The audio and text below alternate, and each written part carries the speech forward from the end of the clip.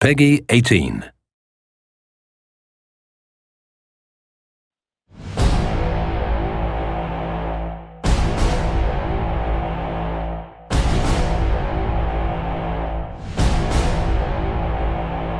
What's going on, folks? This is Filthy Rich, Namco Bandai Games Community Manager. And this is Ken Ma, producer in Inversion.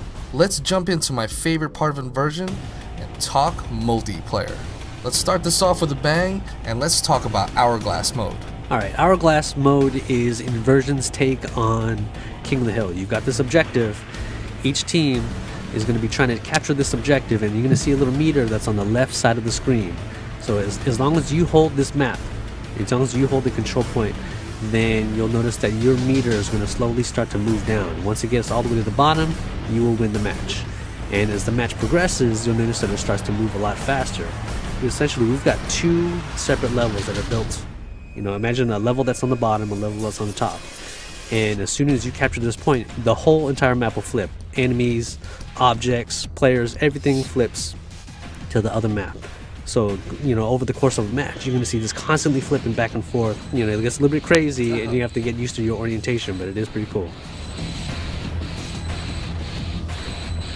One of the coolest things that we have in Inversion is the intelligent AI that's implemented onto the guys who are constantly shooting at your face. And the one thing that I know is that there are other people in the community who feel the same way, who love this experience against the AI. What can these types of players play in a multiplayer space to go ahead against groups of AI?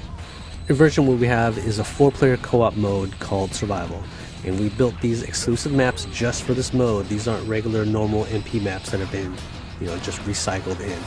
So what you do with these maps is you've got these you can divide it up into 3 separate sections, and you have a certain amount of time at the start of the game or the start of the match to complete this first section. So you and your friends have also have a set amount of lives. You have to kill all these waves of enemies, and then you'll make it into the second wave. And again, if you complete it, then you'll get additional time for the second.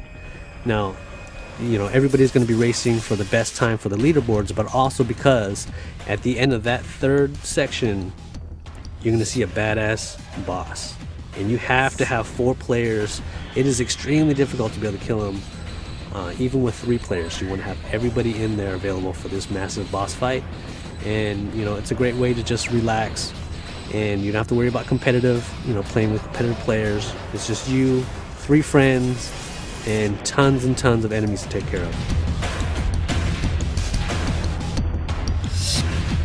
Deathmatch is usually my first mode that I jump into in any multiplayer game, because I don't have to do any kind of strategy. Only rule is to kill anything that moves, right? That's a great way to get used to the maps, a great way to get used to the grav-link mechanics and how it works, that little balance that Inversion's got between weapons and using your grav-link as a weapon.